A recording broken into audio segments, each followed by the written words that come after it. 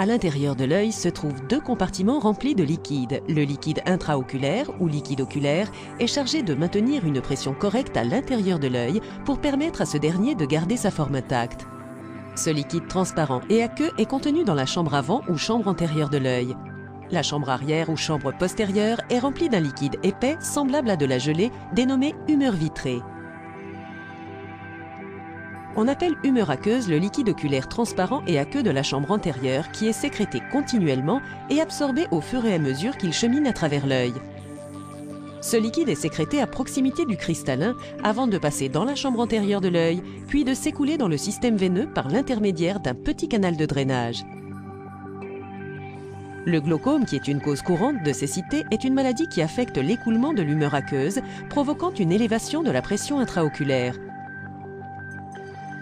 Il existe de nombreux types de glaucome et de nombreuses causes. Souvent, un glaucome survient lorsque le système trabéculaire, semblable à une éponge qui filtre le liquide oculaire, devient compact et empêche le liquide de s'évacuer dans le canal ou lorsque l'iris de l'œil obture le canal. Dans les deux cas, l'accumulation de liquide dans l'œil crée une pression qui exerce une poussée sur l'arrière de l'œil et endommage le nerf optique.